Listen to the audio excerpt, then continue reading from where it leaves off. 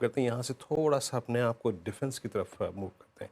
एक बार एचएल लेके आइए, सुबह से सभी डिफेंस स्टॉक्स में काफ़ी स्ट्रॉन्ग हुए, लेकिन देखिए आज की जो खबर है ना वो थोड़ी सी डिफरेंट है।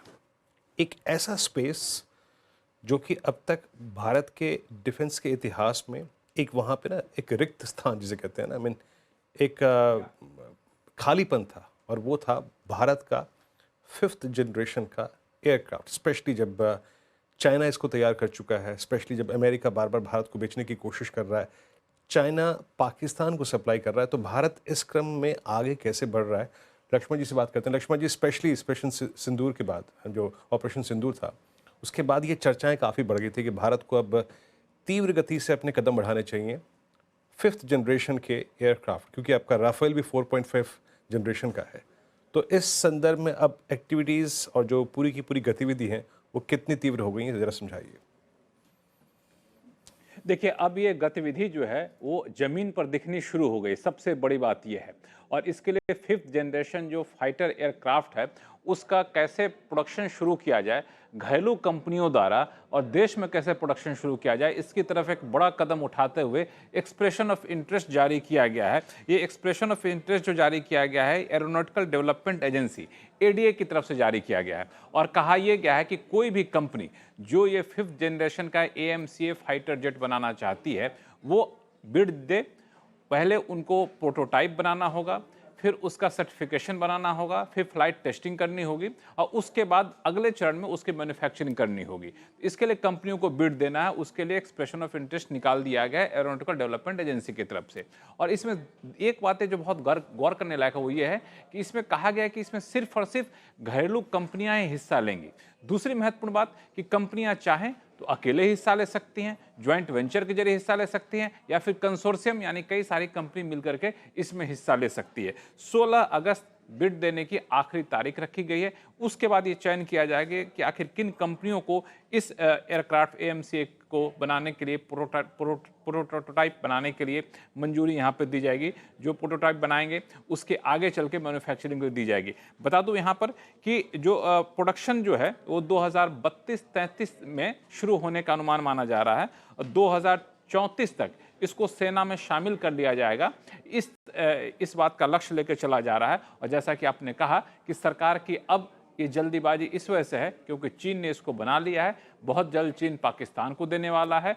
तो भारत चाहता है कि घरेलू कंपनियां हैं इसको बनाएं, सरकारी कंपनी निजी कंपनियां मिलकर बनाएं, और जल्द से जल्द इसको सेना में शामिल किया जाए। लक्ष्मण जी, इस बार ये प्रक्रिया कितनी तीव्र होगी, क्योंकि इस बार हमने निजी भागीदारी को आमंत्रित किया है। तेजस को डेवलप करते करते 2-3 दशक निकल गए, उसमें सिर्फ सरकारी कंपनियां एंगेज थीं। तो इस बार ये प्रक्रिया तीव्र होगी और निजी भागीदारी, मतलब हमारे जो व्यूअर्स सुन रहे हैं, जो भी कंपनियां इसको क्लेम करेंगी उनके लिए काफ़ी बड़ा एक कहीं ना कहीं प्रोजेक्ट होगा ये, है ना? बिल्कुल, ये बहुत बड़ा प्रोजेक्ट होगा निजी कंपनियों के लिए, क्योंकि आपने बिल्कुल सही कहा कि पहले काफ़ी हद तक सारा दारोमदार सरकारी कंपनियों पर होता था। लेकिन सरकारी कंपनियों को प्रोडक्शन कैपेसिटी को देखें, उत्पादन क्षमता को देखें, उनकी प्रोडक्शन लाइन को देखें, तो उस तेज़ी से वो गतिविधि नहीं आ पा रही थी। आपको याद होगा कि एयर चीफ मार्शल ने भी कई बार इस पर आपत्ति भी उठाई थी कि कंपनियां वादा तो कर लेती हैं लेकिन उसकी डिलीवरी नहीं कर पाती हैं। तो उस तरफ ये बड़ा कदम है, क्योंकि अलग अलग प्रोडक्शन लाइन सरकारी कंपनियां भी डेवलप कर रही हैं, निजी कंपनियां भी डेवलप कर रही हैं, और बहुत जल्द आपको खबर सुनने को मिल सकती है कि सरकारी कंपनियां निजी कंपनियों के साथ मिल करके कंसोर्शियम बना करके ज्वाइंट वेंचर करके इसके लिए बिड दाखिल करेंगी। तो इससे उत्पादन क्षमता बढ़ जाएगा और उत्पादन जल्दी होगा और जल्दी इसे सेना में शामिल किया जा सकेगा। पुष्पा जी, एक बात संक्षेप में रखिएगा, क्योंकि आपने कहा कि 2034-2035 तक ये एयरक्राफ्ट आएगा, पांचवी पीढ़ी का। एक दशक का डिफरेंस हो जाएगा जब चाइना के पास ये एयरक्राफ्ट है, यूएस के पास ये एयरक्राफ्ट है, एक तो केरला में खड़ा हुआ है इस वक्त अमेरिका का F-35। क्या हम किसी एक्विजिशन के थ्रू, चाहे वो रशिया हो या फिर यूएस के थ्रू, क्या इस 9 साल के स्पेस को भर पाएंगे क्या?